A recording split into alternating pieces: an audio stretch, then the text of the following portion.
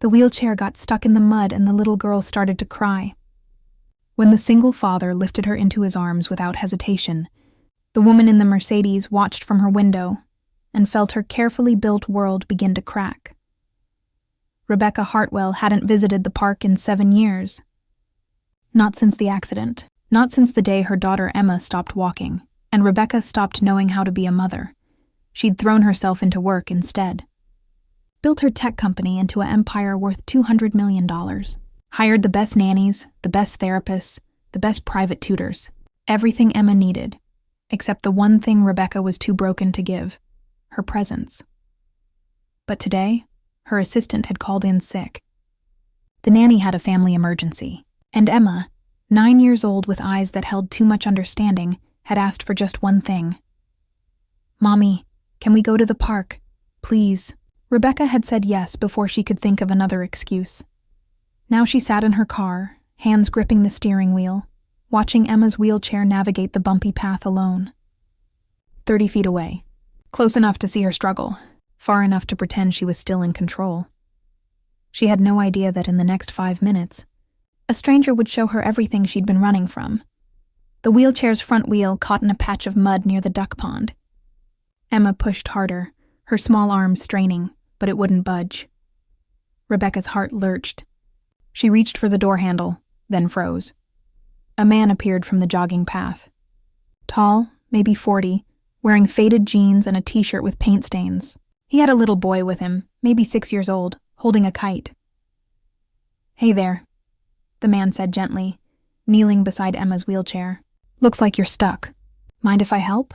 Emma looked up at him with those cautious eyes children develop when they've been disappointed too many times. "My mom's right there. She'll come." Rebecca's chest tightened. The man glanced toward the Mercedes, then back at Emma. He didn't judge. Didn't comment, just smiled. "I'm sure she will. But how about we get you unstuck first? Then maybe you and my son Jake here can feed the ducks together. He's been dying to share his bread." The little boy waved shyly, and something in Emma's face softened. "Okay," she whispered.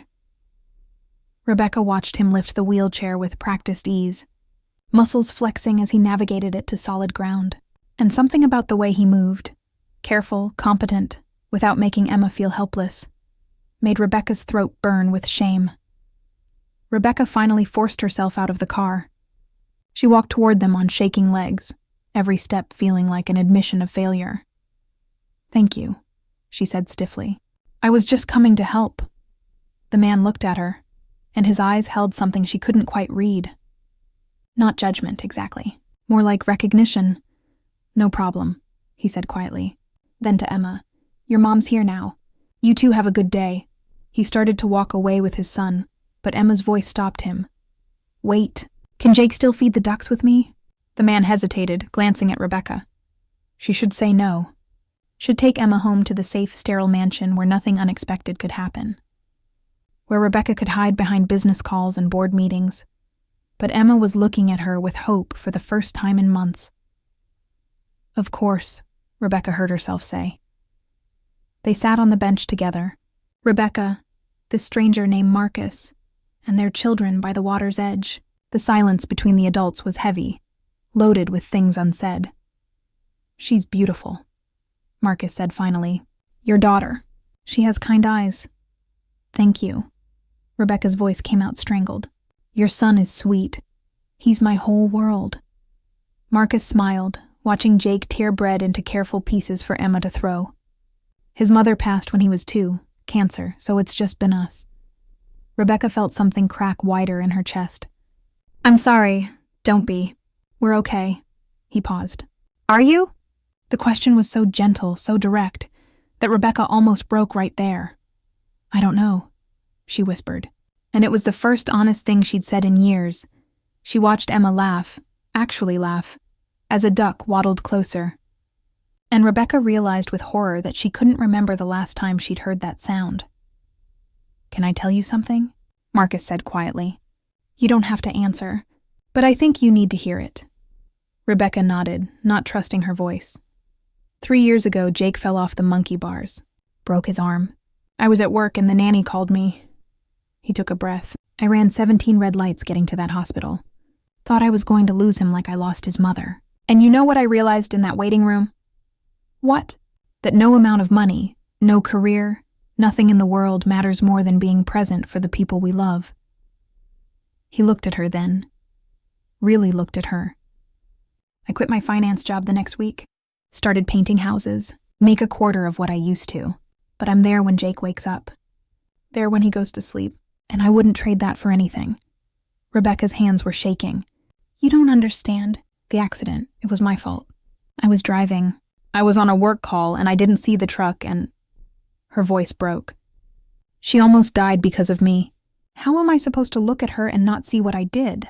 You think running away from her makes it better? Marcus's voice was firm but kind. You think she doesn't notice her mother can't stand to be in the same room? Kids don't need perfect parents. They need present ones. The truth hit Rebecca like a physical blow. She'd been so busy protecting herself from the pain that she'd abandoned the one person who needed her most. Emma was watching them now, her expression worried. Mommy, are you okay? And Rebecca realized Emma was always worried about her.